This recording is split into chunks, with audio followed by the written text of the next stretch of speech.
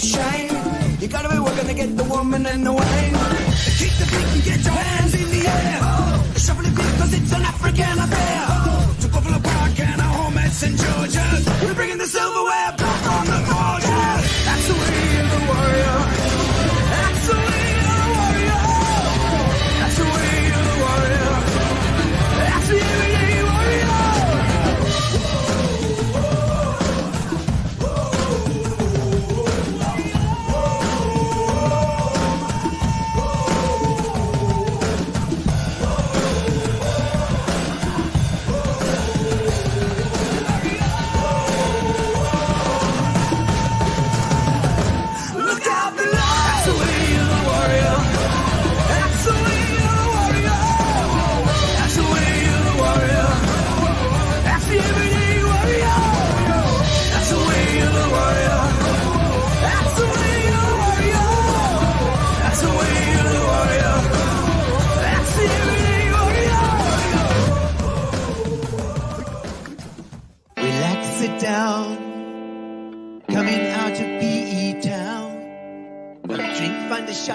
Never mind your liver, get to Gino's spot. Gino's spot. Get to Gino's spot. Gino's spot. Have a laugh, have a giggle, and exercise your middle. Have a Gino shot. Gino's shot. Get to Gino's spot. Gino's spot. Get to Gino's spot. Gino's spot. Have a laugh, have a giggle, and exercise your middle. Get to Gino's spot. Gino's spot. Ladies and gentlemen, welcome to Center Stage.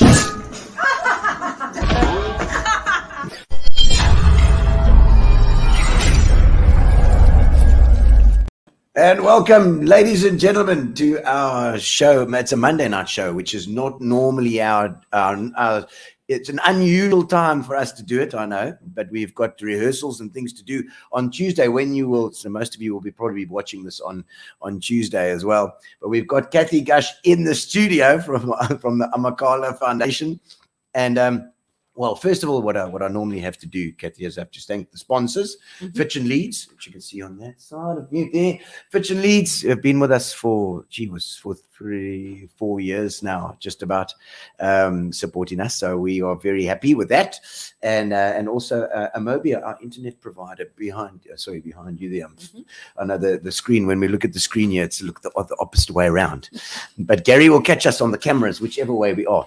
And I know we normally start off with a bit of a spiel and a thing, but we thought, well, what the hell? We've got Simon Shaw in the studio as well with us today as well, or tonight, because he's going to be doing an Amakhala concert, and we've got you as well. So we've got the full studio tonight.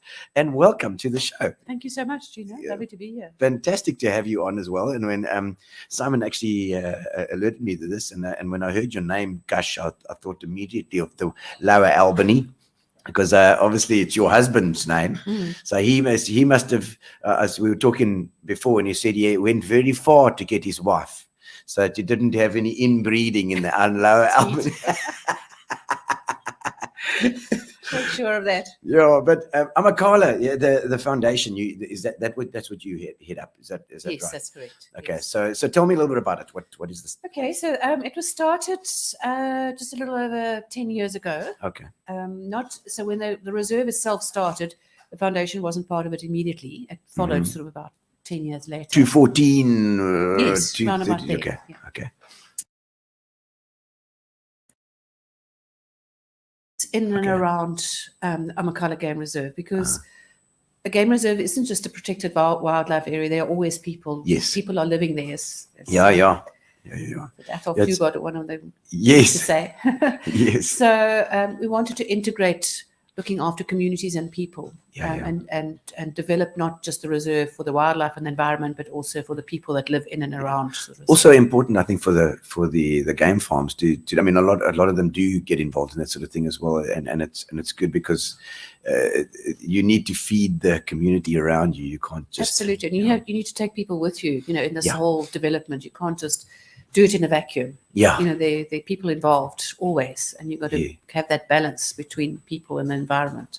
Yeah. And the foundation, what is its sort of what are the biggest projects then that you're involved in? So our big focus is education and development, Okay. and then conservation as well, to Okay. quite a large extent.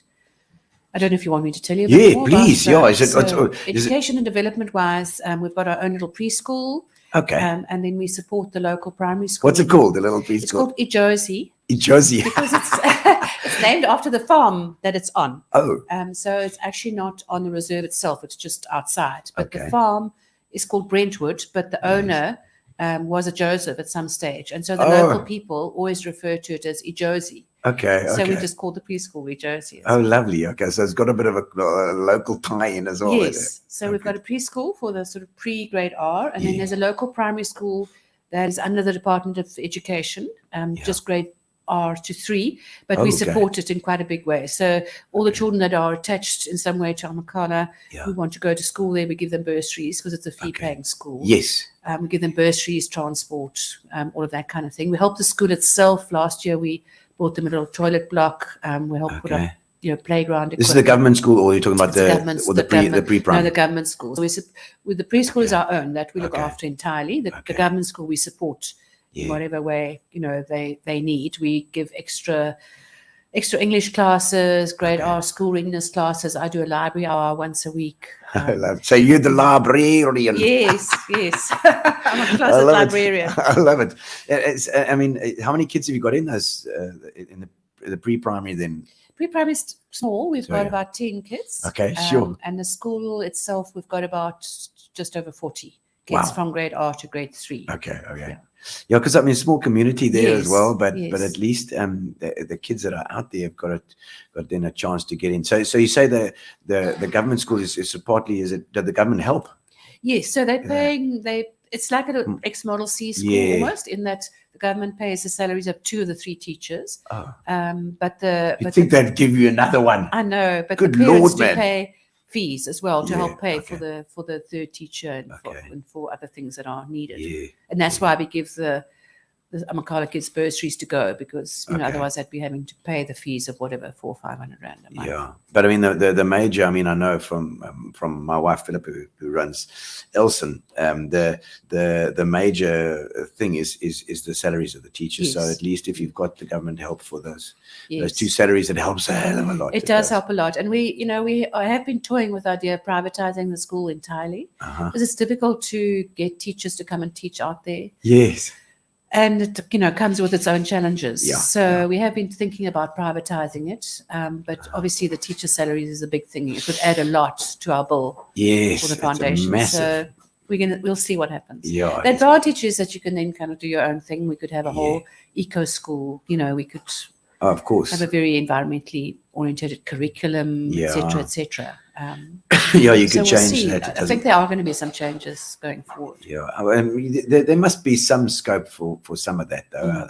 Is it? I mean, it's obviously it's almost like a farm school. Yes. So it would give those kids would certainly be outdoor kids. Yes, How and we would try that- and do that as much as possible. So our special days, our water day, our arbor day, our environmental day, whatever, we always bring them across to Amakhala and do a special day with them and take them on a game drive and things like that. So they do get quite a lot of exposure anyway. And the staff at Foundation is just you. It's Is it not you just doing me. everything. No, well, we very much, a lot of us are part-time. I'm only part-time. I Okay. also have another half of a job in Okay. Makhanda with another NGO. Okay. So it's me part-time, and then we have someone overseeing the environmental education program who's very much part-time because she's a life sciences teacher in Makhanda. Yeah. And then we've got one full-time environmental education officer.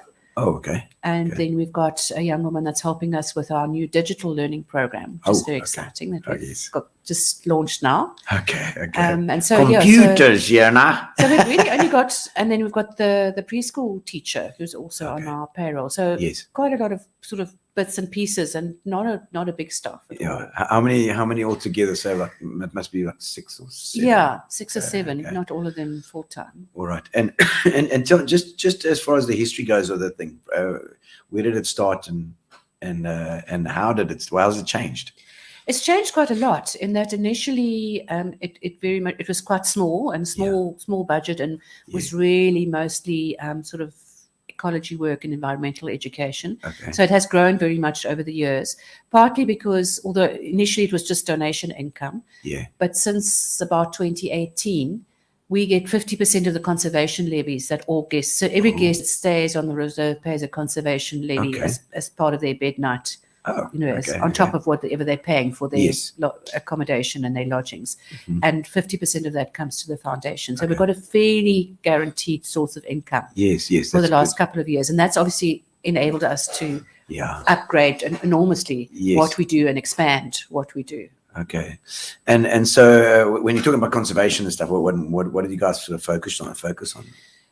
We've just started a vegetation rehabilitation project. Okay. To try and get rid of a lot of the tell me about aliens. this, because there was a whole movement. Ian von Memety was into it. I couldn't remember but it was like this letting the land just go and be what it was. It's taken, I think they take out the alien stuff and try and get the natural stuff back in. Yeah. Well, we will try and probably plant, indigenous stuff in the place of the alien stuff. But yes. Like you'll see when it rains a lot and our plants and our flowers grow a lot, so do the weeds. So Yes. weeds are often the most, virulent things that grow the most and the fastest. So it's a big job to keep on top of that. Okay. And so we're going to have, for the next year, we're going to have 5 previously unemployed people working on that, which is nice. It's Great. Employment creation, but Yes. it's also working towards eradicating aliens and planting indigenous bush shrubs instead. Good. And it's also, I mean, not only is it, the physical work, but I'm sure there's probably some education and stuff Yes. for the community that goes in Yes. there as well. Absolutely. Yeah. So when they see stuff, they can cut it out. yeah. They're now going to be 5 people that are going to be trained in that, Yeah, and they yeah. come from a community, 2 Yes. communities, on the reserve, so they can then spread Yeah. that in their own villages and Yeah, areas where yeah. they live. This is what's, guys, this is what's happening. This is Yeah. what we're doing, and as you say, build up their own knowledge. And animals wise and Yeah, stuff and as then well? so for instance, we help quite a lot with we recently acquired black rhino Oh, for the first time. those are the dangerous ones. yes, eh? the dangerous You ones. don't approach them on foot. No, definitely not. So we got them from a provincial park sport reserve, Okay. and supposedly it was a donation from them. Okay. But as they say, there's no such thing as a free lunch. So Oh, somewhere yes. along the line, there's always a little, quid Some- pro quo or something. Something's going there. So yes. as a quid pro quo for getting those, it was us and 2 other reserves. Yes. We agreed to contribute to a community development project that borders on the reserve where those black rhino came from. Oh wow. Okay. So we each of the 3 reserves contributed, I think, 100,000 rand each to Okay. that project, and so the foundation paid that money. Sure. Okay. And last year we bought sophisticated equipment for rhino, anti-rhino. Are these the patching. cameras? Night vision drones. Yes. Okay. Okay. And night vision monoculars. Yes. So yes. to be able to, track Because they were talking about effectively at night as well. That stuff doesn't come cheap. No, it doesn't. I actually just did a little filming session with Paul Gardner, who was out yes. doing his running story. Yes. And he went out to Shamwari side, and they had these towers with the cameras, but they were AI powered or something, so they could check what was and where these rhinos are, because they're all tagged up. Yes, that's right. And as I say, night vision ones to be able to, because a lot of when poaching does happen, all the activities usually at night, so you want to be able to immediately be able to track, and so we've helped buy some of that equipment, sometimes buying some of the tracking collars for the cheetah and that kind of thing. So so you really do get involved in that side as well. Yes. I'm sure. And then just development opportunities, training, dog handling training, for instance. We've sent the guys on, these guys who have natural affinity to want to be a dog handler. Yeah. Because we use that in anti-poaching as well. Okay. So we pay for a guy to go on dog handling course. Sure. Driver's licenses for our anti-poaching unit guys. All that kind of skills development, guide training. We support that as well. So we really try and see where we can develop the young people from our area as well especially into environmental and kind of careers. It's specialized sort of careers, as well. That's great for that. And I mean, it's fascinating how this whole obviously the protection of all these animals and the whole thing that has to go around it. You know, this like It's anti-poaching and It's huge and very expensive. yeah, crazy stuff. And I mean, for yourself, what's an average day for you for your job? It's quite often just very boring stuff. Payments, admin and payments. But as I say, I do my own sort of library story hour for about 2 hours every Monday. I have meetings with my staff. I check on the preschool. I check on our environmental education person. So you're overseeing the boss. And then looking at, new developments. As I say, we've just launched our digital learning program where we bought tablets and they're working with that with the school kids, and we're bringing all the staff and the adults who want to do online courses now into our little computer center that we've built. So they always. Well, there's so much available now. If you think about that for the online stuff, it is. There is. No, there is. And we've got a very nice association with the Good Works Foundation who operate. They started at Philippolis, but now mainly Hoedspruit, initially through the Varties, and all of that at Philippolis, John Varty and them and their projects there. Now they're up at Hoedspruit. And they're very big on that. And so we kind of got an association with them, and we went to visit them and see what they do. Yes. And they gave us a whole lot of very useful stuff to put on tablets, which doesn't require Wi-Fi. Which is a bonus, so that when they go to the school or whatever, it doesn't have to be Wi-Fi for them to. And we try and balance it, not just do digital learning, because everyone says, "Oh, you don't just want the kids on, so young on devices." So they'll split the group. They'll do device stuff with the one half, and then do creative activities or physical stuff with the other half, and then swap around. Well, I'm sure it's probably easier for you instead of being in the city. Being out there, the kids are gonna be out and have about. A lot of be outdoor anyway, so there's not too much worry about them getting stuck on their devices. But it is that's like an addiction, Yeah, but at the same time, it's very useful, and they take to it like a duck. They love it. Yeah, and it's something different, to just listening to the teacher all day. Yes. I mean, the teacher's good, but you know what I mean. It brings a different element. It pulls them in. I love it. I do. Gary slots on some questions over here as well, and on the screen. How do you ensure that the voices of the local community are incorporated into your projects? So we try and consult. We've got our people on the ground that we talk to, and we've got a little sort of advisory group with reps from the different lodges who can also give input to us about things that they need or would like. Do they get involved and have you got some good people there? Yeah, we do. And the nice thing is that, the people that live and work for Amakhala, most of them have been there for generations. There's some that have come in new from outside, as it were. But so a lot of them know the area and the communities and their communities very well. So they care. They care because they've been there a long time. It's their community and it's their children. Yes. Oh, that's good. And how do you sort of measure the impact of this sort of thing?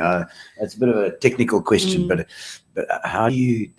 I mean, the measurement of anything is difficult. But it's a very good question, and actually, it's something we probably haven't done enough of. Yeah, well, nobody does. I think nobody does. I don't know. But it's a good question, and you've made me think now that we really need to put some more M&E processes, in place and try and track the kids. Yeah. And, we get kids in from Makhanda and Patterson and Alexandria for the environmental education programs. Maybe track and see how many of them end up taking biology or what it's now life science as a subject. How many go into those kind of careers?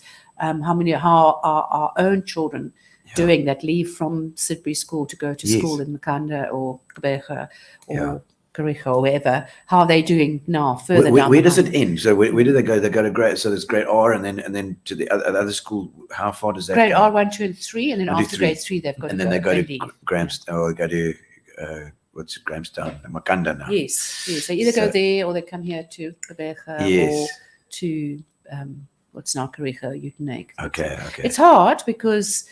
They go away at a young age, and they're going to stay with family and things, because most of the no-feeding play schools, almost all don't have hostels. Yeah. So they end up with, staying with family, and they can't come home every weekend either. It's too expensive. So it's not easy.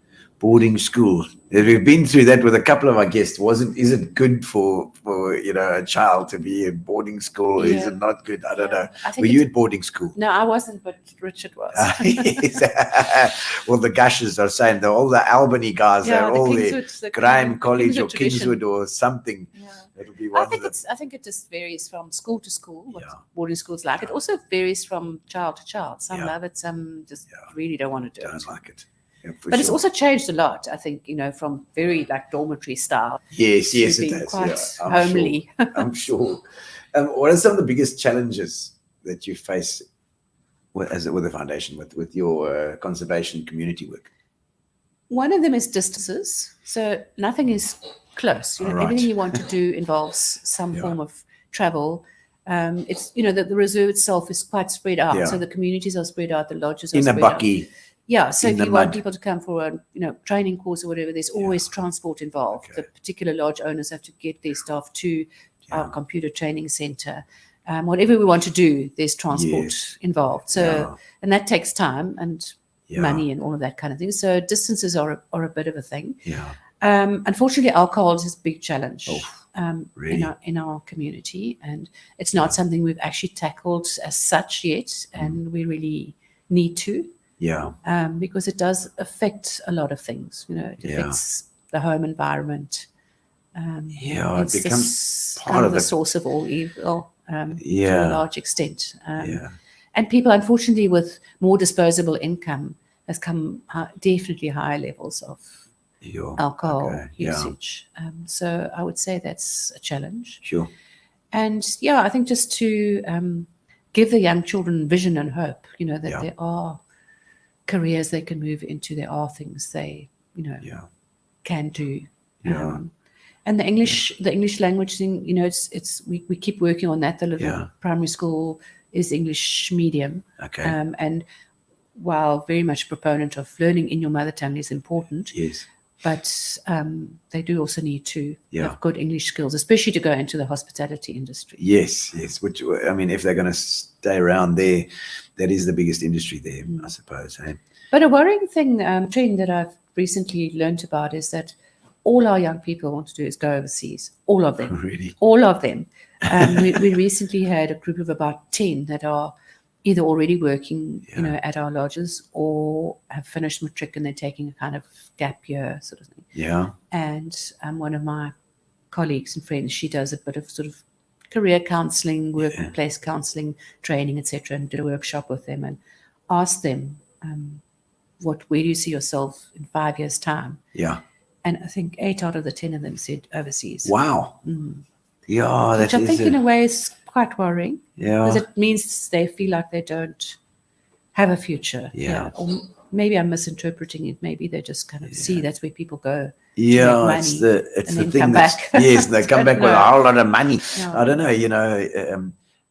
for me, it's South Africa and I mean our area, the Eastern Cape is just so unspoiled, natural. It's beautiful, Yeah. It's and you just don't get that overseas.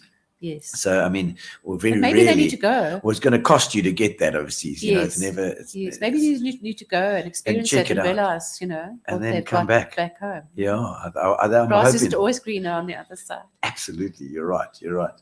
And future plans for the foundation. What is your dream?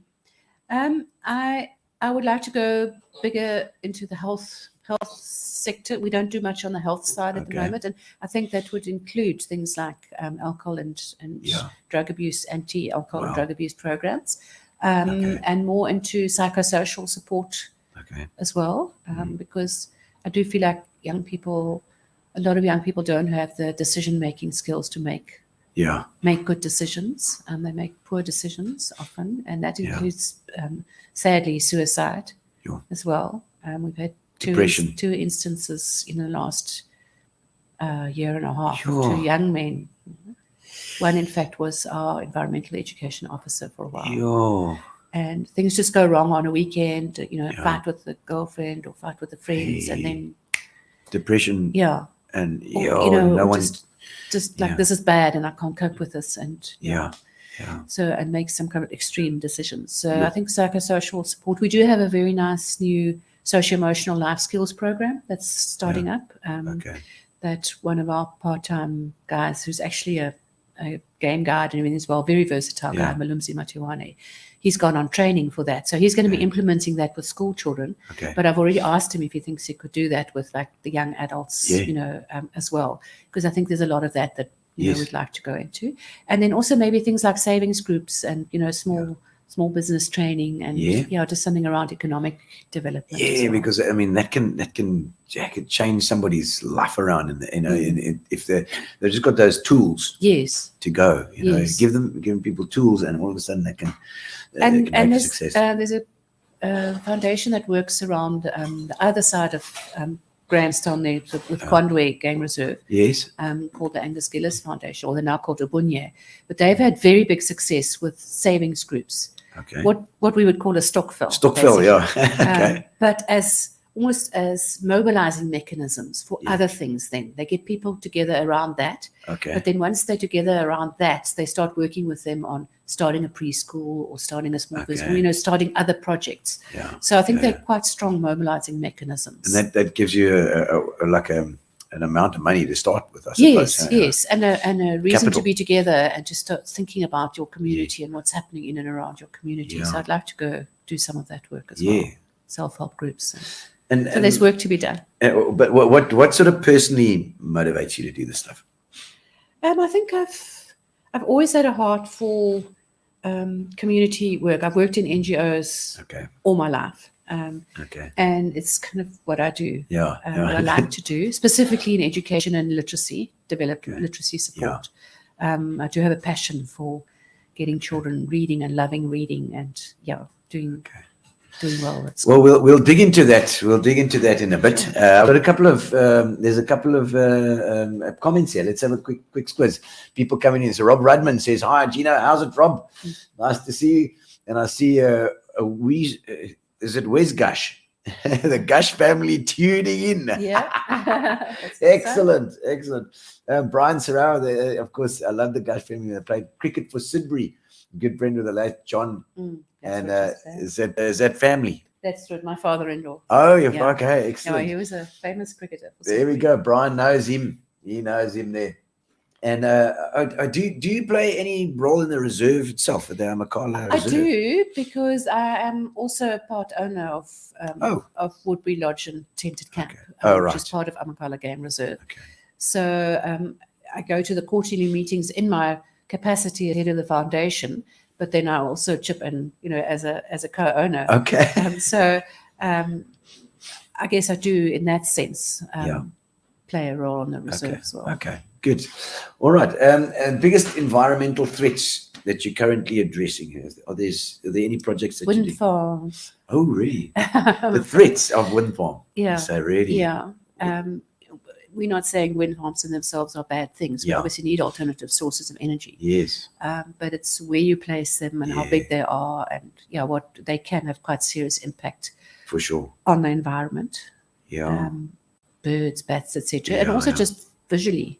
You know, for guests, you know, and our guests are, you know, our tourism is our lifeblood here to a large extent now for the game reserves. And the wind farms are springing up everywhere. I know that, yes. So that, you know, is a thing. And obviously, poaching is an ongoing threat. You can never relax because the guys, they get active, you know, if they've been active in an area where they're getting pinned down or then they just move to another area. You think, it's all gone quiet, it's going to be fine. And then just suddenly. They've got things to make. They've got, you know, targets to get.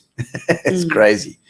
And it just becomes an industry, and then the industry, you know, has to find some outlet, you know. It's just like, so it's a never ending battle, I'm sure. It is ongoing. How do you ensure that your conservation practices are based on the latest scientific research and methodologies? You know, Gary's he's putting in the questions for you tonight. We do. We have a full-time ecologist. Okay. And she's got a little team around her. Okay. And so she does, you know, a lot of research. Yeah. We have a general manager as well that would be keeping an eye on things, but she does most of the research. And her team, she has 2 interns usually, so they do do a lot of research and monitoring, and Okay. try to stay on top of what On needs top to of be it done. as well. Yeah. Gee, so the team is there, and food security and access to clean water in the communities. I mean, how do you guys actually get involved in that as well, or is that just municipal?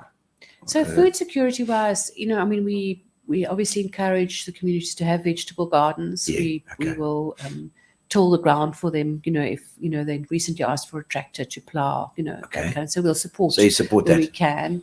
Steve Martins is involved with the concert. He does aquaponics as well. Oh, right. So we do look at aspects of that. Clean water, we obviously try and provide as best we can. We actually interestingly had a collaboration with a PhD student from Rhodes University who worked with the communities and showed them. She had like a little water testing kit that they could utilize themselves to how pure their water is, or how good their water is. Good whether for they could drinking use or it not. Yes. Yeah. So stop the sickness. I know she was, because it must be you're right out there in the sticks. You've got to organise these things. See, Chantal coming in with some more comments here. We love what you do. You keep the fabulous work. Thank you, thank you, Chantal. Yeah, I mean we've got to put all these things out there. If it's in a different world, we here in PE, we here in Gqeberha, and we don't often get to know what's happening just out on our doorstep. Yes, out there, yes. And I must say, the game reserves generally are all doing good work in the sort of foundations. Most of them have got foundations or doing some form of community, socioeconomic, upliftment and development work. So I think it's important that people know that. Yeah. It's not just it's not just a people taking money. commercial. It's not just people taking money. It's not Yeah. just a commercial operation. It is actually putting a lot into development of the communities in and around the reserves as well. It's in a big way. I mean, I really do see it all over. The game farms particularly are very involved in that sort of thing, which is great for the communities. They have to do it. If they don't, they're going to get wrapped there on the knuckles, I'm sure. And the guests love it. The guests actually, they seem to pay those conservation levies with a smile, because they feel, most of them are overseas guests, so they feel like they're contributing to conservation, to community development, to doing something good for the areas. So it's also good for the guests. They feel good. They can go away feeling good. They're helping a lot, even just by being there. The main challenges with the game reserve. What are the big challenges on a game reserve in general? What would you say? Well, finance is always, each lodge is run, individually, but the reserve is run as a whole. All right. So you've got big expenses. You've got to patrol. You're patrolling and checking the fences every single day. And it's we're now up to nearly 9,000 hectares. 9,000 so it's hectares. big costs involved in anti-poaching unit, in maintenance, in roads, it's a big job. It's a big operation. So financially, that's a challenge. Marketing, you obviously got to stay competitive. Yeah. So a lot of funding goes into that as well. Got to go to the World Trade Show. Got to be better than the guys next to you. Yeah, you got to go to the World Trade Show. You've got to constantly be, social media. Do you get to go over, or does Richard, your husband, get to go? Yet. We used to go quite often to the big the tourism indaba in Durban. In Durban, yes, We've been for a few years now, but we used to do that quite a lot ourselves. Some of our members have been over to Germany and to the UK. We haven't been, but some do go. You don't get that ticket anymore. I think it's very unfair that Cathy doesn't get to go to Germany and America. I've got to pay for myself. Yes, she'll be very good, guys. How do you balance tourism and wildlife conservation? That's a difficult one. It is quite a difficult one, but I think it can be very symbiotic in that, the money comes in, you can then spend more money on conservation. The money comes in from the tour. We have a very good model, I think, on Amakhala, in that your number of tourists that you could put onto the reserve is tied to your land ownership. So for every 50 hectares that you own or have put into the reserve is one bed. Oh, okay. So if you've put in, let's say, 300 hectares. You can only have 6 beds. You can't suddenly put up a Yo. hotel with 50 beds and put 50 people onto the reserve every day Okay. and okay. just ride it flat. So they're we limiting control it. the numbers by the amount of In land. general, so that's across the country. That's I don't know is if, that if everyone else has that model, but that's certainly our model, is just to preserve it from being overutilized, overrun, overdriven, Wow. over yeah. Because that sounds like something that should probably be put into legislation eventually. I wonder. And we do like to pride ourselves on very good guiding practices as well. Our guides, we keep them to a very strict protocol of not going too close to the animals, not harassing them, because unfortunately you do get that, and especially up country. There are a couple of places where it's kamikaze, the guys just go in and there's like 10 vehicles right on top of it. The poor lion's trying to have his sap or make his kill. And often the animals haven't got a middle finger that they can raise so to it, like So we do try and be very good about our practices as well. So tell me a little bit about the tech that you guys are using there. Is that mainly used for the protection, or is it and what sort of things do you got there? Drones and it's drones. It's small aircraft as well, and monoculars and tracking devices, and it's monoculars largely for the rhino. Is that but like is that like something that you hold? I presume so. A monocular. Tell us, Richard, what is it? Something you hold like this? It's like this, where you hold it up. You hold it up and go, "Good Lord!" Oh, my word. How does the Amakhala family sort of fit into the family of local game reserve? Do you guys work together? Yes, we do. We do very much so. There's something called Ndalo, which is actually an association of the private game reserves in the Eastern Cape. So Shamwari, Amakhala, Kariga, Lalibela, Pumba, Kwanwe, they're all part of an association called Ndalo, which works together on policies, on sometimes fighting wind farms, on the anti-poaching. We all contribute to one particular guy who's like the guru on tracking, tracking the movements of people and animals and that sort of thing. So there's a lot of collaboration, cooperation. Sure. And the big vision is to start dropping fences and have a major, of course, like conservation landscape initiative, they call it. Dr. William Foles, who was very instrumental in starting Amakhala, he's very much at the forefront. Lord, we'd like to have William on the show. Yes. You've asked him a few times, but he doesn't like to come on too much. Oh, no, well, I'll work on him. Work on him for me. Because he is love so interesting. He can tell you a lot more about that. But that's, from sort of addo to fish, the vision is to have one major protected area. Not that it will all be game reserves. You'll still have farms and things in between, it goes out into but it will sea. be a protected area, which already helps a lot, because it means there's certain things you can and can't do in a protected area. No, I love that, but I'm interested to find out that it's often fighting the wind farm. So there is this encroachment that's kind of happening. And as I say, we're not saying wind farms are entirely bad, but no, the guys that are doing it to be done in moderation. They also look at it in an environmentally friendly kind of way of producing power instead of a power station. Yes, but then it has its own. So it's got its own drawbacks as well. So they've got to really be careful. I'm sure there's this whole tiptoe thing happening from both parties. Absolutely, I'm sure.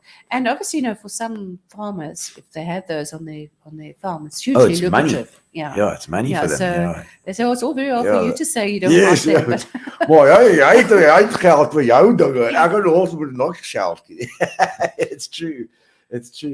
What are the biggest income drivers for a farm like that? Where do you get most of the money coming? Gary's hitting the hot spots here. The tourism. Tourism and accommodation. We do sell surplus game at times. Okay. But definitely the biggest income driver are the tourists. Okay, and you get the cruise guys coming in as well. Do you get those? Yes, they go on the day trips mostly. They don't stay so much. Yes. They go. We do have one of our co-owners is licensed to run a day safari. Wow. And they do quite a lot of I think they should stay overnight, personally. I think it would be great, because then you can get much more money out of them. But I guess that's not how cruises generally No. work around the world. Yeah, hey, the guys yeah, go no. for They a come day in and the they morning, come back to the boat again. Go around there, Yeah. they quickly get whipped out to wherever they need to go, and then they come back But again. still, it's another nice Yeah. source of income. It is lovely, and it looks like it's picking up. They're coming in all the time. Mm. Future plans for Amakhala in general?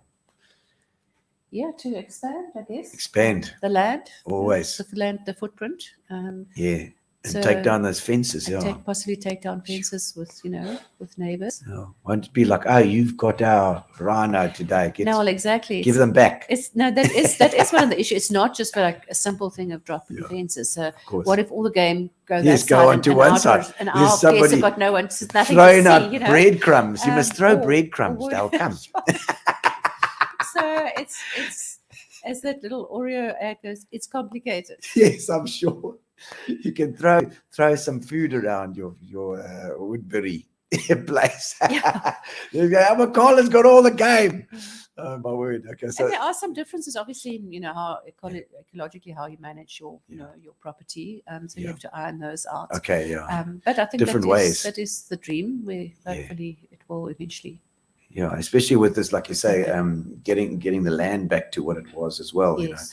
I mean, we in those early days, in the 1800s, 1700s, this place was teeming with game. Yes, It's exactly. amazing. And we had everything. Everything. before. Most of it, unfortunately, got shot out. Oh yeah, well, And we are Gap's trying going to shoot out We are Oh, trying stuff. to, you're trying to restore to a large extent. to get back there. I mean, I don't know. Is there anything that's not here that should be here? I don't think so. No. I think No. we got most of it back again, but Yeah. but slowly, Yeah. slowly, catchy monkey, whatever it is.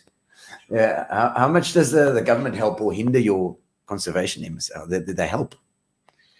Maybe with the national unity, we might find it better. Yeah. Precious little, as far as I Okay. know. Yeah. I wouldn't say they hinder.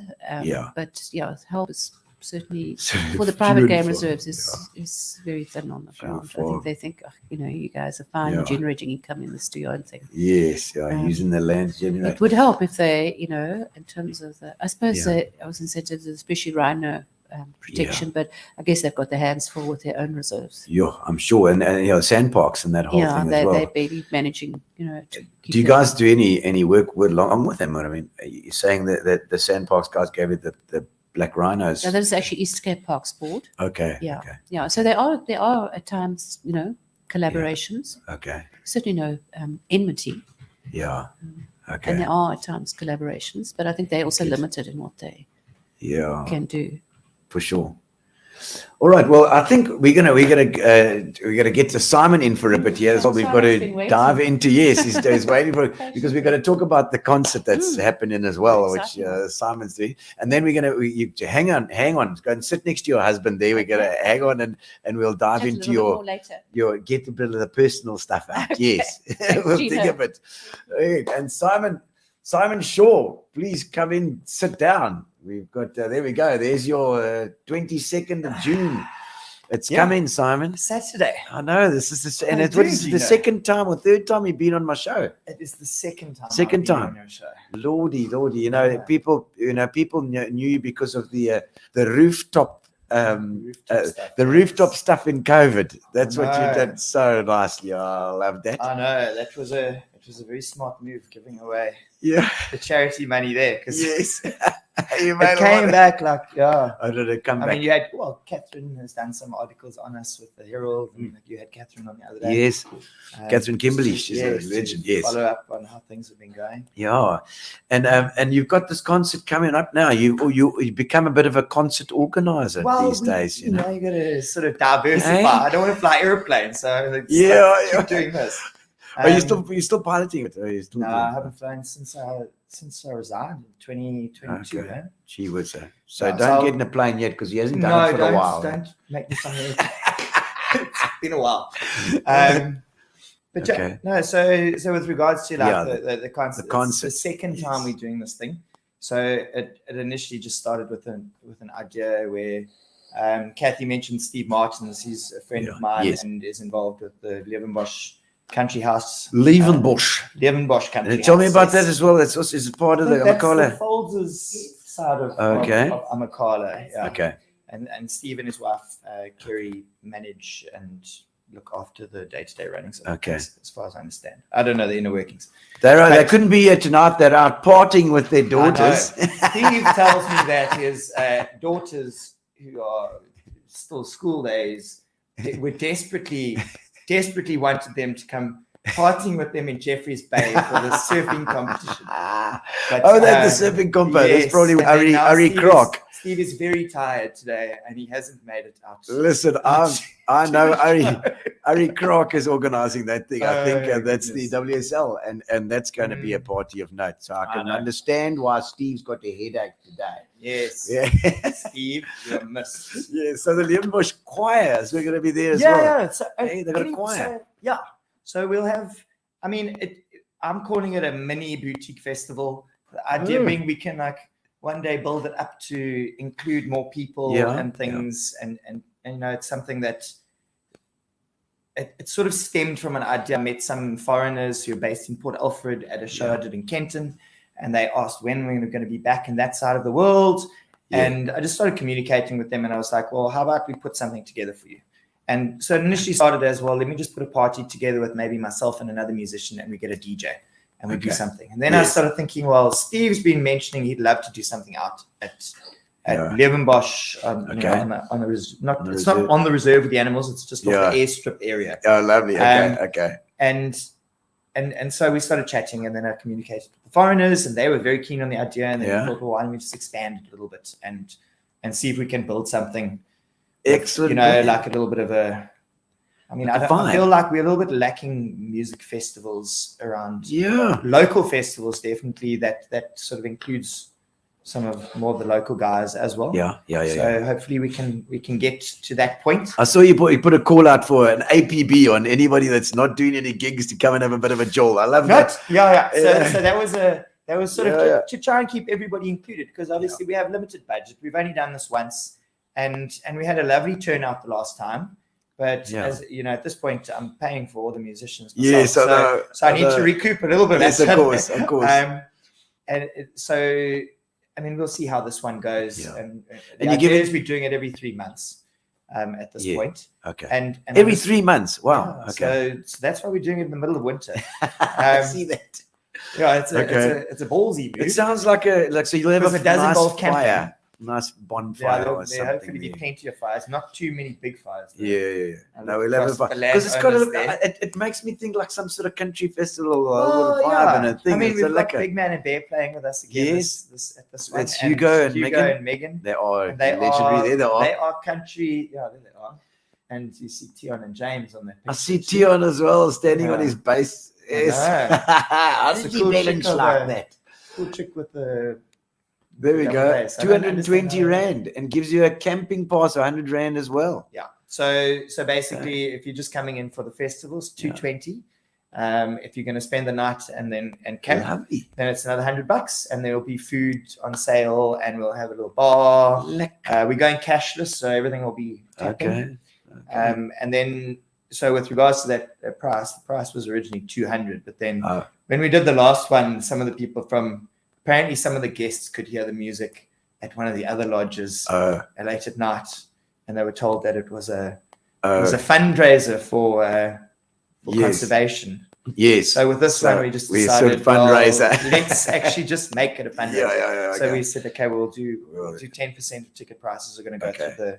to the Amakhala To the Foundation, foundation. which is why we've got Straight to yeah. Cathy, and she's Yeah. going to buy some earrings and a few pairs of shoes Yeah. for herself. Excellent. No, that'll be magic. And I mean, I love the fact that you can come out and camp on the Yes. reserve, which is quite a So thing. yeah, it is. I mean, like I said, it's not the section of the reserve that's got Yeah. the anything dangerous, but Yeah, there yeah. are some zebra and some Yes. warthogs that were wandering around in those parts the last time we were out. Oh, that's there. cool. They can still tear you apart. It's not a problem. Hopefully they don't get, No, too no. close. Yes. And then and we've got the last one, Overberg stretch tents. Okay. Lee helped us out with one of those fancy stretchy tent. Nice, things, like which a was- Moroccan tent. tent. which was great. And then we Keeps had all the the heat lights. in. Oh, and when you're out in the bush there, it really, I think it looked fantastic. I mean, we had all the lights underneath it. It Yeah. lights up like this little oasis of light in the Beautiful. darkness out in the bush. And we had fairy lights around the Nice. edges and things. It was really cool. No, We had, so a proper, it's a proper bushveld Joel. yes. I mean, like that. we're running it on inverter batteries and things.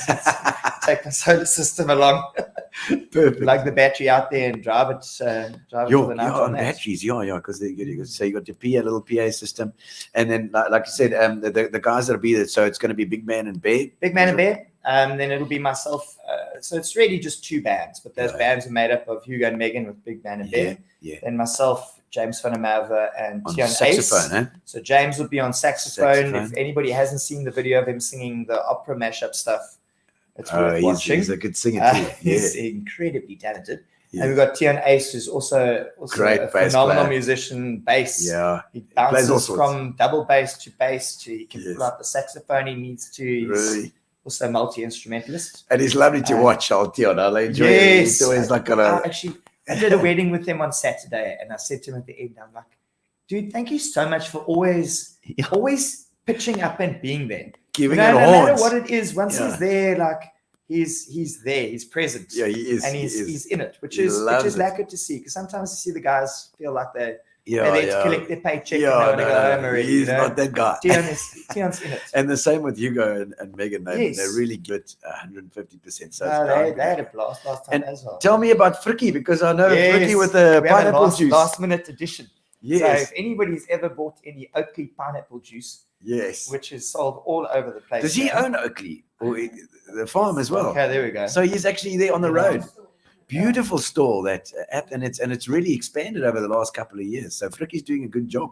Frikkie is everywhere. So Yeah. obviously, like, with music, we get involved in a lot of the markets and things. Okay. And every market, I see Frikkie. And then Frikkie's Yeah. he's at Viltsfees and he's at a Splash Festival. And then Yes. I was playing at tapas the other day. And I'm in the parking lot, and I hear Simon, and there's Frikkie, and he's offloading No, I say- pineapple juice for Continental. Yeah, I saw him at the Milk Feast. yeah, in no, no. Gamtoos. So I saw saw him in the it. parking lot at tapas, and I'd spoken to him a while ago.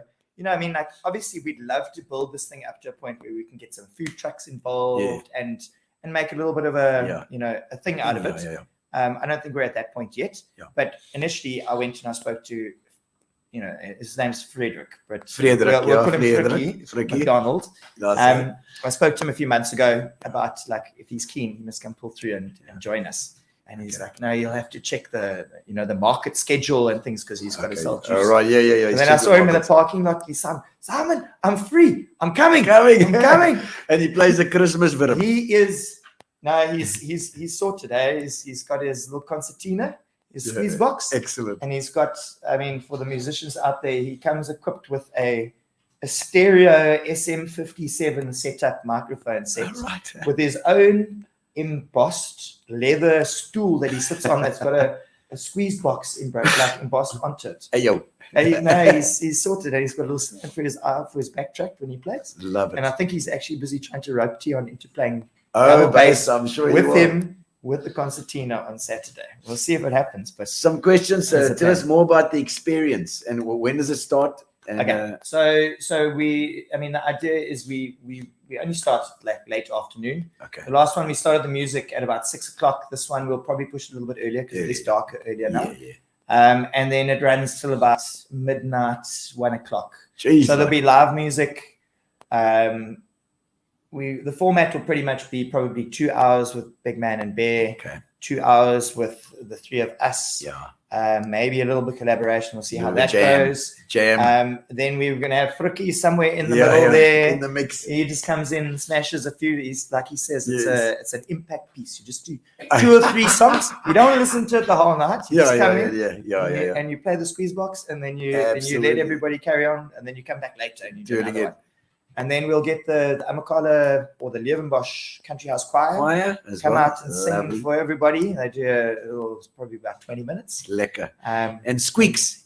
then we have DJ Squeaks from Excellent. Occasion DJs, one of the Barnes Lovely, brothers, to yes. take us through to the early hours of the morning and keep everybody dancing. Is he Shane's brother?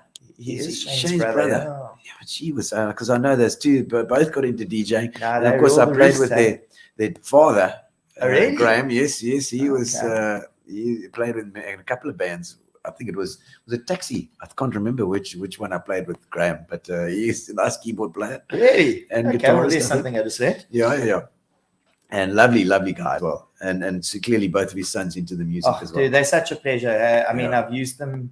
I mean, when I say I've used them, obviously Yeah. some things we Yeah. do similar Collaborations. things, and sometimes Yeah. we it's required to have live music and And a DJ, which I think is also, I mean, it is a good combination. Yeah, we yeah. can't, I mean, you'll know as live musicians, we Yeah. can only go so far, Yeah, and we can yeah. only keep going for so long. That's it. Where we eventually we're going to hand over the baton to Please, the DJ yeah. towards the end Take it to over. take it through to the early hours. And it is a pleasure to work with them. Yeah. You know, Occasion DJs is ruling the roost around here for a reason. I think. I know. They really do take it very Great. professionally, and it's Yeah. a pleasure. And I know that you just did just before we disappear. I know that you did a fantastic little set at the Stoop tasting recently. Tell us about that. That was Just tastings a jaw there. yes, like it's amazing. How we And went that's up? Gordon Wright and the guys. Yeah, no, it was fantastic. So it's the second year I've been up there. Yeah. Last year, the Gentlemen's Club hired me in to come and play music, but they hired me till like 7 o'clock. Okay. And I said to them, I was like, guys, what happens after 7? No, we've got a club member who's going to DJ for us. And I got there and I looked and I was like, oh no, this is my not going to soul. go well. They had this plan, they were going to move everything into the hall. I'm like, guys, Yeah. there's potentially going to be hundreds of people here. Yeah. So anyway, and I'm not a DJ by any stretch Yeah. of imagination, but I Spotified my way through those nights. I roped in friends, wives who were there, and I know that they used to DJ at university. I'm like, do you want to DJ? And they're like, yes. After an hour, it's like, we're not DJing anymore. No, we're sick of it. We're Yeah. sick of it. I know. So we pushed through, but it was a success. It showed potential. And then they brought me in again this year. And actually, Fitch and Leeds did a bit of sponsorship for us and Lovely. helped us out with do Gary like and Justin. Brilliant. Brilliant. And I took along James Van Amava on saxophone, Excellent. and then we took DJ Squeaks. So preparation actually for this one as well. It's the same Yeah, outfit, yeah. just with more. Fantastic. So same vibes. Anyone who's at Slip Tasting, if you feel like reliving that life, that party again, come join us on Be Saturday. there. It's going to be a cracker out in the bush. And what inspired you to use a music concert in such it's like a unique location? I think I don't think it was a plan that like we overly thought out. Yeah. It was just It's like, hey, it's Steve such and a- them were keen to do something at Lebone Bosch. They had the space and the facility was there for us to do it. They put in ablutions out there. Okay. It looks stunning, and it's a novelty because now it's not just an experience, a music concert. There's a bit of an experience. There's Camping we've experience. got now. some cool, like there's game drive options you can go on. So the music's only going to start in the evening, but if you want to come just before lunch or like mid-morning, then you can go on a game drive. Or you can Okay. choose to do a game drive in Oh, the because morning. they've got discounts and stuff on the There's those some game drives. discounts for the people that are going to be Game drives. camping there. That'll be fantastic. Oh, no, it'll be lekker. Yeah. And also, obviously, I've noticed that you've got things like Beats in the Bush happening up in Natal. And It's a thing. we mentioned Shamwari's done Yeah. a thing out there before. Yes. So it is there is a bit of a trend around the country. It just hasn't really been pushed here. And it brings people into the fold to Wow. see, what's happening. I've got a plan for the next one is to take advantage of the fact that we've got a big 4x4 in community and the Jimny Club, and we're already calling this thing Amarok's. Yes, Amarok. Amarok and Jive. Don't forget we're coming. Do a lot of people stay over? So last time we had about 50 campers, Yeah. and then a few people checked into the lodge. The lodge Okay. is fully booked now, so there's no space to stay in the lodge. Okay, so you anymore. can't stay in the I'm not lodge sure about itself, the other but so you can do a tenting experience. lodges. You bring your own tent. Bring your own tent, Mm. set it up. We're going to provide hot water this time that you can Okay. fill up your hot water bottle before you go to bed in your tent. Okay, so you're going to help them. Yeah, Okay. I think And it's only those- fair. Those toilets that you put in, is that just a hole in the ground? Or? No, Steve, I don't know. Ask Steve what's underneath it, but there's an actual building with walls and stuff. Okay. I think he panicked the last time because I think he finished on the morning that we all arrived, Holy crap. putting the okay. final pieces together of it. But no, Okay. it's pretty sorted now. So they can make the most out of the night. Yeah. What else can they do? I mean, I suppose the game drive is great, and then There's the game drive option, and it's really, I There'll be suppose, others- it's the experience of being out there, and So, I think the community this time is going to be a little bit more involved. I know there's Okay. people coming from Shamwari. They've got the volunteers that are going to Wow. be coming. They've got veterinary students that are apparently joining. okay. So, and obviously there's the Sudbury Cricket Club that was mentioned earlier, which Sudbury, is just there we across go. the road, pretty much. I've actually done parties out there before too. Oh, for that really? lot, yeah. So hopefully some of those characters come in. Well, what are you looking Picture. forward to the most? It's the whole experience. I mean, I had a ball the last time. You know, it is. I mean, I'm sure you know with doing shows and stuff, when it goes well and you see everybody having fun and they've had a blast. Yeah. And it's cool. Like you I mean, obviously you are doing it for your own Yeah. benefit at some point. Yeah, I mean, like yeah. there's always an element. We're not doing all of this Yeah. for free. Yeah. We're also still making, you know, this is how we pay our bills Yeah, and yeah. things.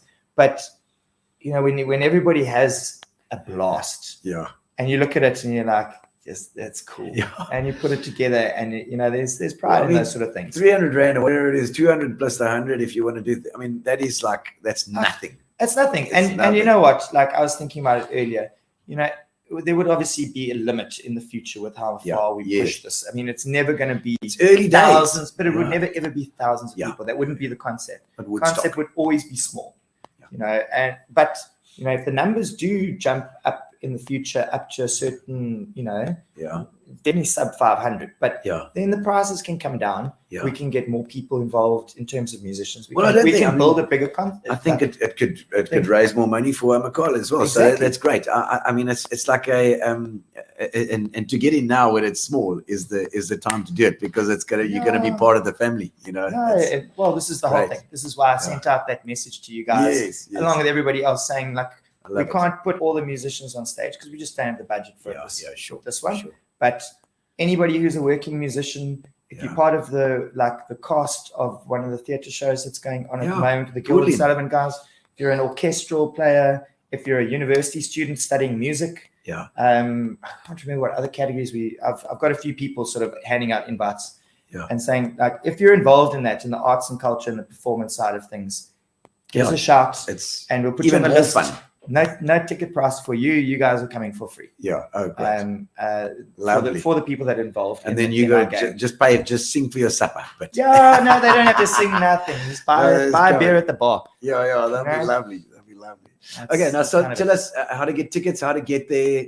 Okay, so yeah. I'm not sure exact distance from here, but to it's like it's 60k. Take the road to your house. Nanaga. From my house, it's 74 to live to. Okay. Do you go on the Lebone Grahamstown Bosch. Road, Yeah. past Nanaga, and then hit the Grahamstown Road from past Nanaga, not the coastal road? And then it's first Bush Lodge turn off, and then Levenbush Country House. Yeah. Levenbush Country House.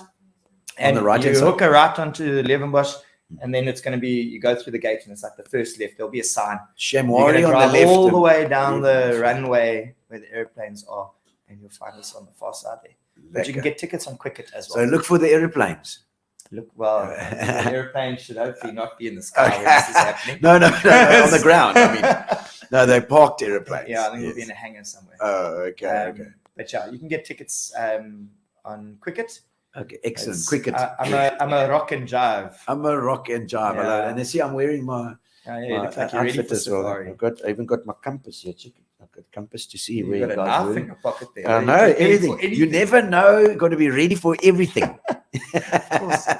Simon, thank you, and thank you for coming on just to Thanks for having me chat. again, man. We're going to get Cathy back on because Yes. we're going to just chat to her. We're going to do the getting to know you questions a bit and find out a bit about Cathy because you've brought her to us, and I'm so glad. No. Good luck. Thank you, Simon. getting nervous. No, come in. We've got a couple of questions. It's getting to know you. Getting to know all about you. Like that. You like a little bit of Julie Andrews. Julie Andrews. Who was it? This is Julie Andrews. I think it was. Get it, ooh, you. We like the Levenbush choir.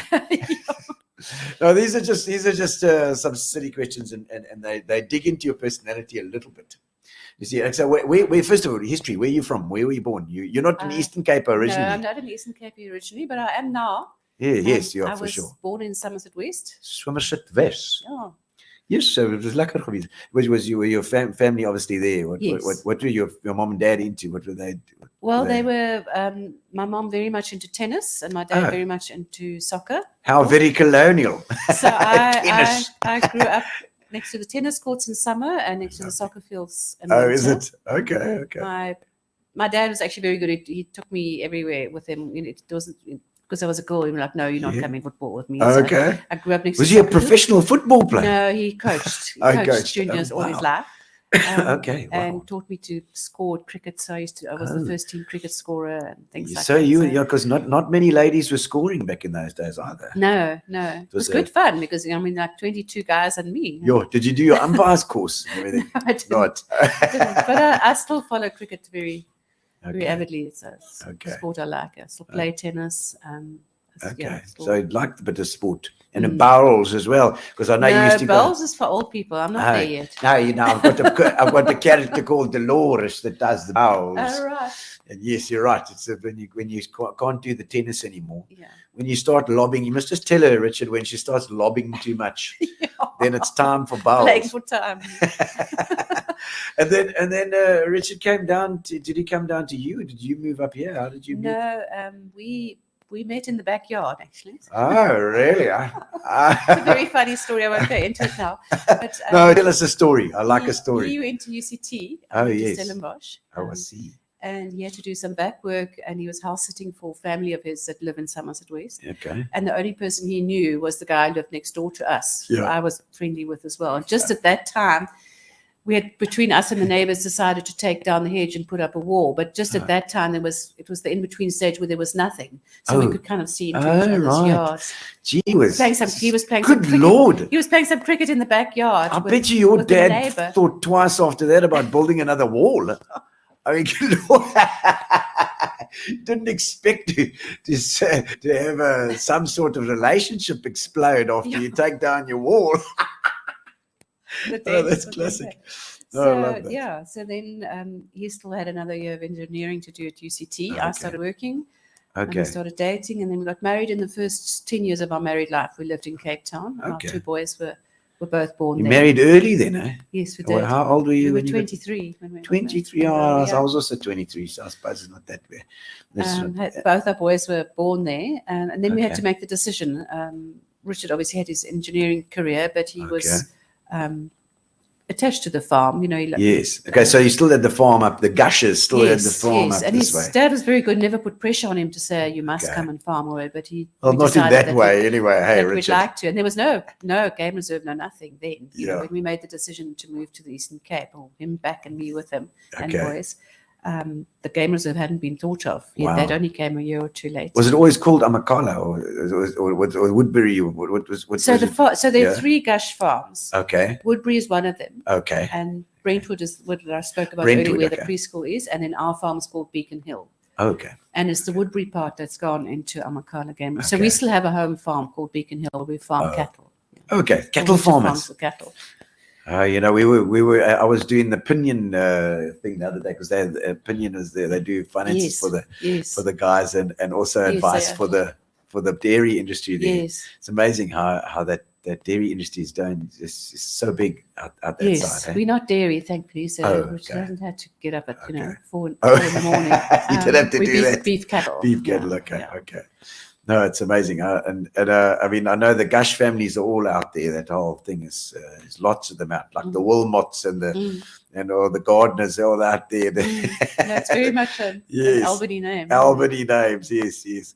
And okay, so then you guys, I mean, your parents-in-law must have been very pleased that you moved up, and your Yes, folks were was like, very sad. yes, it was like, oh no, we can't believe this is happening. Yeah, exactly. And Taking our grandsons away from us. yo, my word, imagine. But they were saying, no, you've had them for long enough, you bastards. Okay. We need them up here. She was so, and so moving from, I mean, you'd never been on a farm before, or had you? No, I mean, I had friends that lived on, on farms. It's, but I was obviously not a city girl, but a town girl. So Okay. it was an adjustment, but I think it helped a lot that we're not in quite in the middle of nowhere. You know, we were Right. fairly close to Grahamstown as it was then, and PE. So Yes. I could still, you know, go into town, do some work in Were town. there times when you just thought, no, this is not for me? No, Bugger this. no. I don't Richard, think so. what have you pulled me into? No, not really, because also it's a very tight-knit community and there's a Yeah. lot going on. I felt like when we moved here, we had a better social life than we did in Cape Town, because Yeah. the community makes an effort, you know, to get together. true. A lot of the social life is around the sport, you know, Yeah. around the Yeah, tennis or of the cricket course, or yeah. whatever. So, And which you liked. no, it was a you know. joy. I loved it. Yeah. So it wasn't a bad move then. It was, No, it was a good one. no. Eh? And the So- people of the Eastern Cape, as you know, Yes. are very They are special. very, very good. Very special, very family orientated. You know, Yeah. everyone's just gets on with life Yeah. and gets on with everyone. You know, isn't this like Yeah. pulling For rank? sure. And, you Yeah, know, no. There's no class egos. thing that you get There's going, not class big thing that egos. you've got going in Yeah. town to some extent. And what did you study then? I Boston. started out doing a BA in languages because I wanted to do journalism, but Okay. Stellenbosch at that stage only offered it postgrad, so you had to do an undergrad.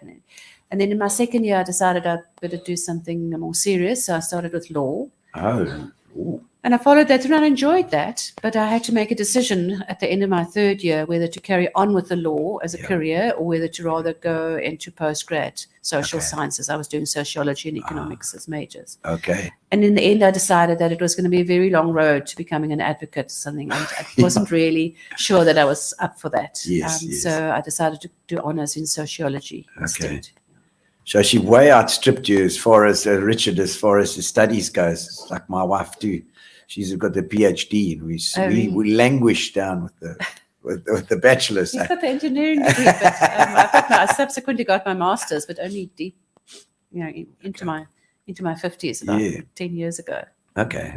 Long after that. And that was also the sociology side. So just like you say, 10 years ago, that was about when you started with this Yes, whole yes. kind of thing. But So- that was actually my master's in journalism and media studies, but very much with an educational slant. Okay. Yeah. And the community, it was an action learning, you know, participative research project. Yeah. Because I mean, in those early days, it was like if you were born a woman, you go into teaching or nursing. You know, that was the thing. You know, I don't know and in the end, you're ending up wanting to go back to teaching, like teaching yes. in a way.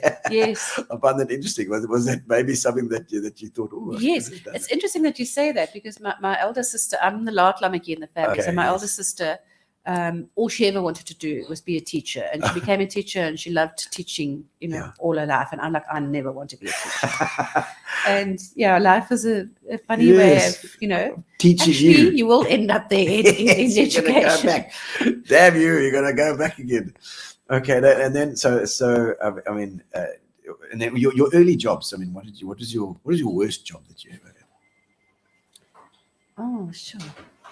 A holiday job, actually, Yeah, at the Cape Town municipality, working on their voters' roll, and I so nearly got fired. on the voters' roll. Yes, Oh, it was excruciatingly boring. I'm sure. And I think it was just after matric or after my first year at varsity or something. And we went well off, so I had to get Yes. holiday jobs to get extra pocket money. Okay. You know, on the 24th floor or something of those major, you know, the city council building in Cape Town, Yes. that very Oh, tall good one. Lord, yes. And about a week into the job, and I had to go in by train every day to Yeah. Cape Town from Somerset West. Yes. I got called in by the manager after lunch one day. And I'm like, I said, no, I've had a complaint from the supervisor. And I'm like, oh. She says you just stare out of the window at the mountain all day. Cathy is a daydreamer. Did you Will get you that at please school? desist from staring out at the mountain and do your job?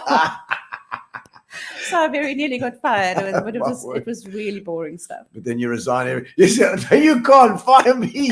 I resign. I'll stare out the bloody mountain as long as I like. I'm going to get a job where I stare at land. But yeah, I've actually been very blessed in my life. I've seldom done a job, you know, that I hated. I worked for a while in personnel at the appetizer factory Oh, wow. in Elgin, Gee whiz. which I really loved. Elgin, is it in Elgin? Is Yes, it where the yes, and I appetizers? loved that. My dad was working there as well, and we commuted with a little bus over every day. And I was in the HR personnel Oh, section, lovely.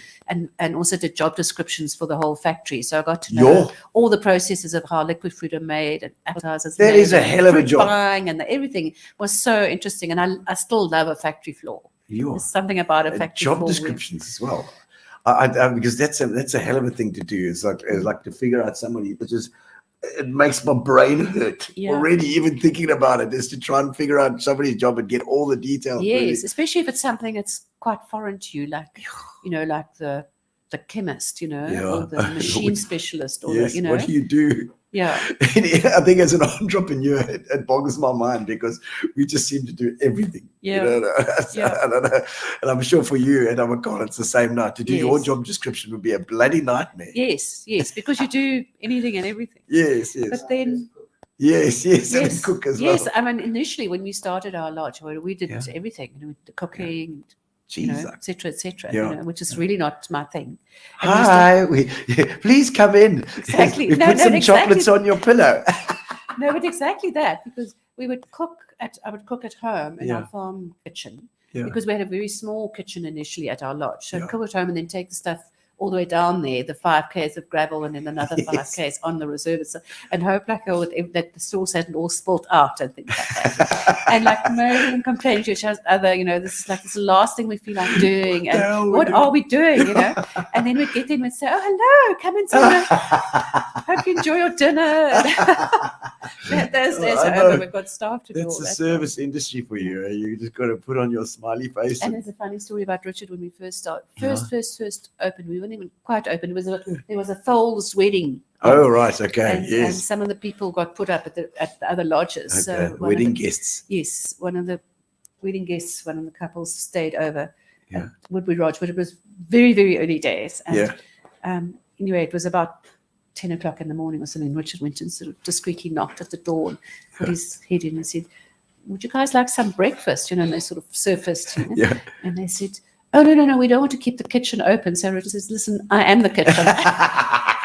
It's me. I'm up. Damn you. But it's good to start like that. I mean, we've now, 50 staff, a lot of chefs, well, managers, you get to know everything but works. you know how everything works. You've built it up over time. You can appreciate what it takes. But coming back to the jobs thing, I've pretty much always worked in jobs that I've enjoyed. The very first job I got actually through my sociology professor. Oh, okay. Because he was on the board of, it was the Urban Foundation. It was one of the first big NGOs that was started in the early 80s by Judge Jan Steyn, who approached all the big businessmen like Raymond Ackerman and Oppenheimer and those guys. And they started this foundation to try and kind of also just counter the whole, apartheid setup and get development going with housing and education and that kind of thing. And this professor of mine was on the board as well. And I'd sort of said to him, if you hear of anything, please let me know. And he phoned me one day and he said, "Listen, it's nothing permanent, but one of the people, Ingrid von Schoening, her father, Kurt von Schoening, was the UN ambassador at that stage. She's going to go and visit her parents for 3 months. So if you want to come, just come for 3 months. That's do her job. We can offer and do her job." I said, I'll do it. And I stayed for 7 years. Gee, but it just shows you. And that's how I've always been in NGO work, basically. But obviously, I think you were clearly, you showed you showed, certainly your professor was impressed enough with you that he would have chosen you out of the other students, and it says a lot of good things, okay, this is somebody that can do it. And then obviously when you get involved in with any job, you just need a foot in the door. Exactly. I would say that to young people. Take whatever you can get. You might start out Don't worry about the money. You might start as a skivvy or whatever, but one thing always leads to, if you do that well and people notice you, one thing will always lead to another. But don't I'm not doing that because that's not my dream job. Because I feel like young people today feel like they just have to start with their dream job. They're not prepared to kind of, do the hard yards to get to the dream job. They need to start doing and show that they're capable of doing stuff that they don't really want to do. Exactly.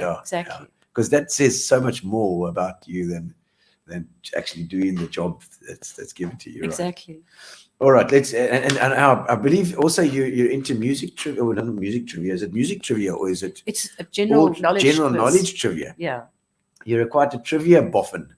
Well, I won't say that, but I do enjoy it. well, is it the Rat and Parrot? Tell us about that story. Yes. So this is apparently a pub quiz that's been going for a number of years.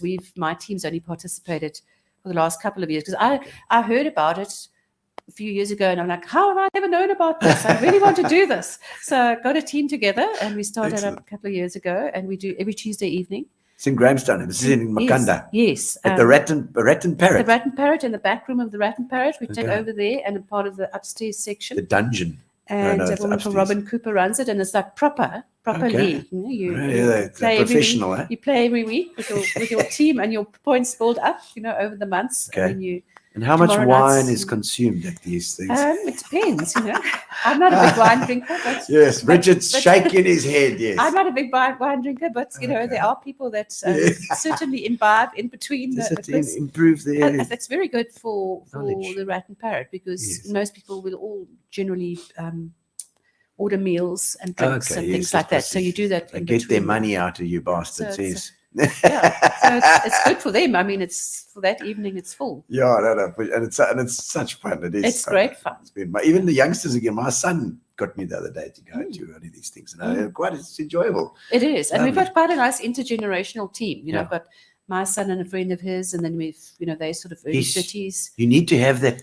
Well, you do, because the Yes. spectrum of questions is, Yes. especially when it comes to music, is Yes. quite broad. The youngsters, if you want to find out who the latest rapper is, then Yes. you're not going to know, The minute Cathy. she says, "Oh, this song, want this song title from 2008," I'm like, "Over to you." Over to you. Yes, absolutely. I love that. I love it.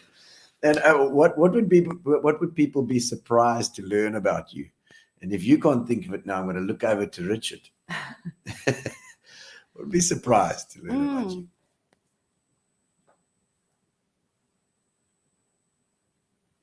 She's speechless. Yes. You said that you can't possibly be speechless. Yeah. Richard wants some of these questions too, to keep you quieter. No, we put you on the spot.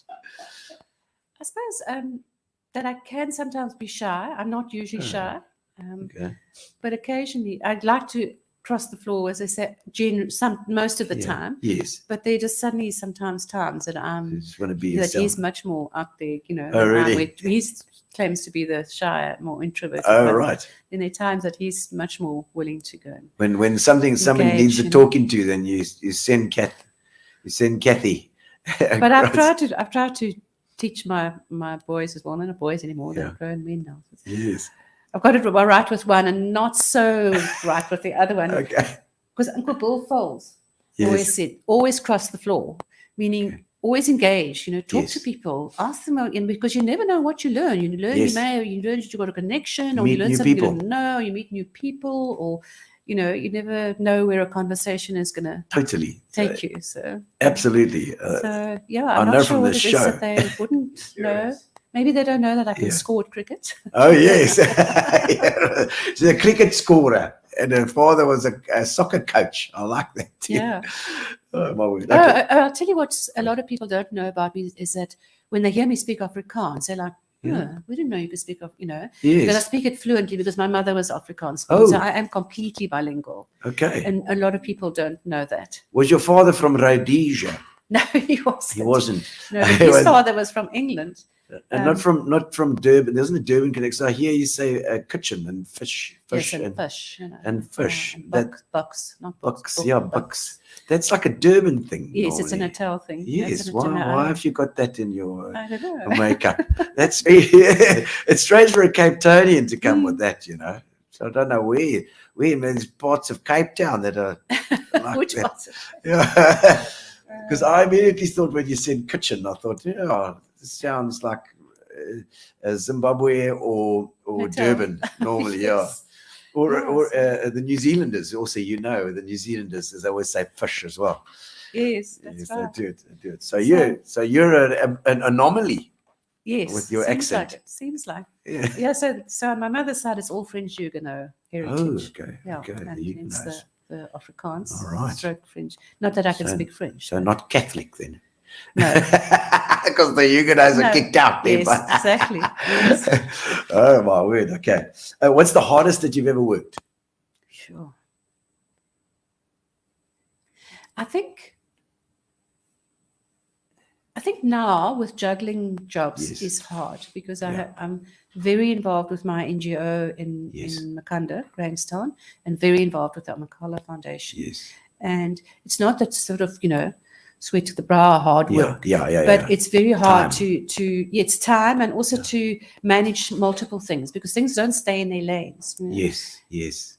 On Wednesday, just because I'm in Makhanda with my NGO there, doesn't mean that somebody at Amakhala Foundation is going to need an answer or a payment or something right now. urgently, right now. So that balancing act is and also to give enough time to it's quite Richard, hard. it's quite demanding.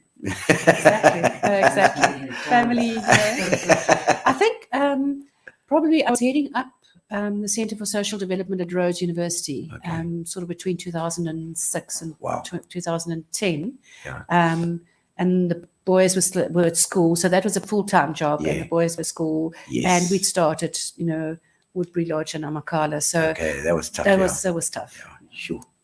Wow. Your biggest irrational fear?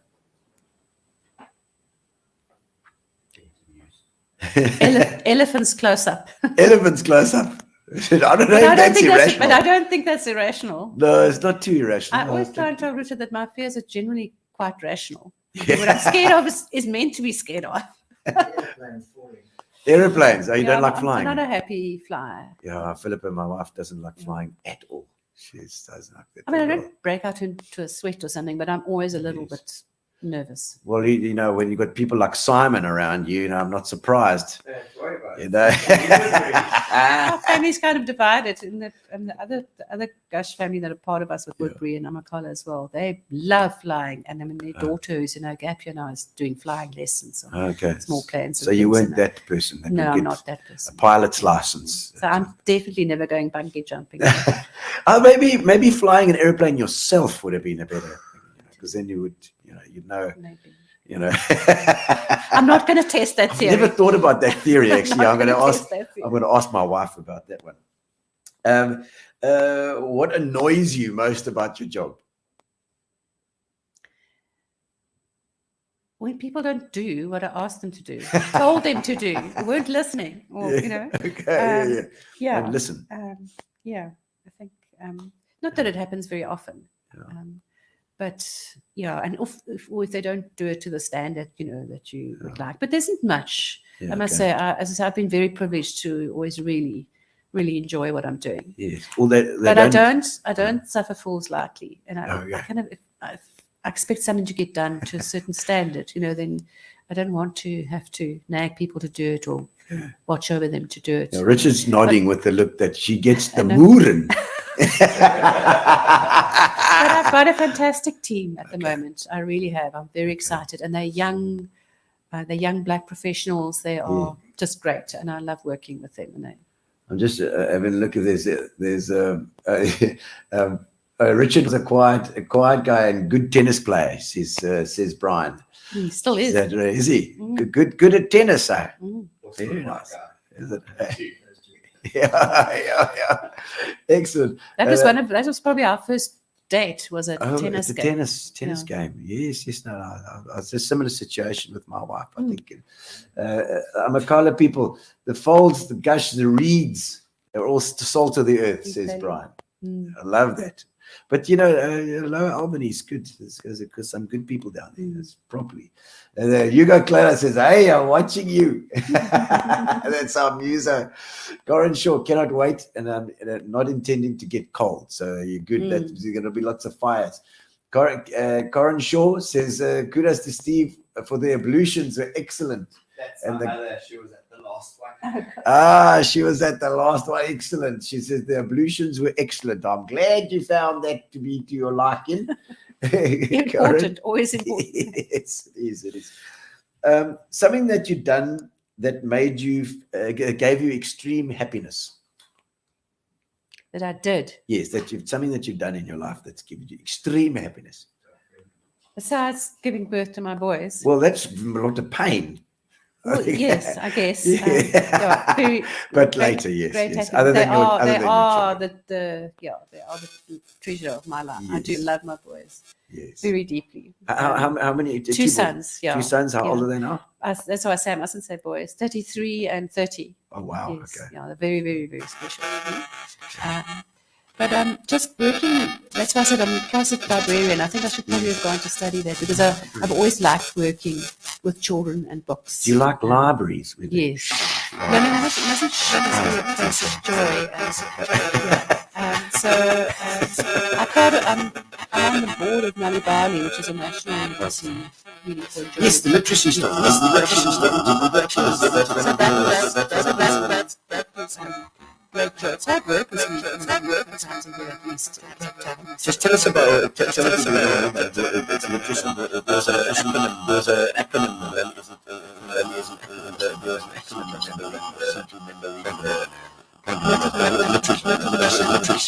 LITASA. LITASA. Yes, that's the Literacy Centre.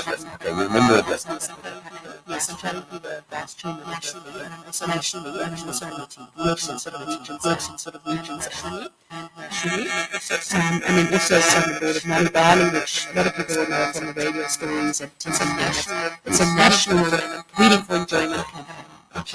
It's rather nasty because I'm very passionate about kids loving and enjoying reading and not just thinking about it as homework and hard work and schoolwork.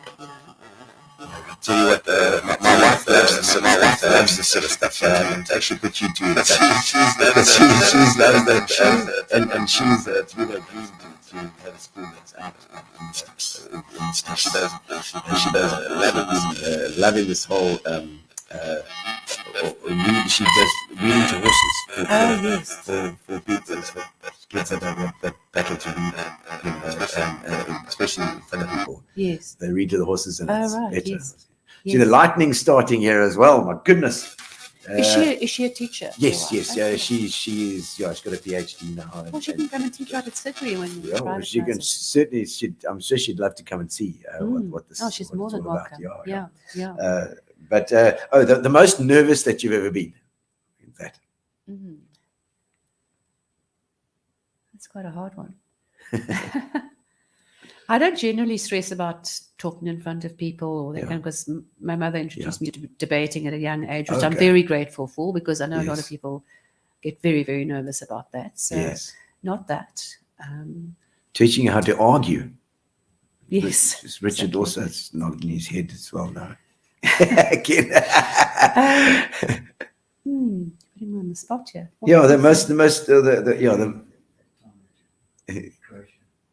Croatia. Tell me about the. Yes. Did you say Croatia? Croatia. So water and I aren't, big friends. I can swim, but that's But about. you don't like to go on a cruise either. No, so small boats and sailing and that kind of aren't really my thing. And somehow I always end up having kind of nerve-wracking experiences with water. And one of them was we were traveling in Croatia with our sons in about 2016 or something. And for some crazy reason, I agreed that we could go sea kayaking. Oh.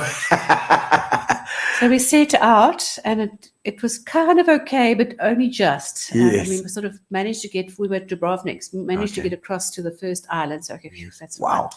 Fine. That it's going. It's okay. That's quite far. I can do this. It's okay. Yeah. We stayed there for quite a bit for a break, and then in the meantime, the wind had come up. Oh.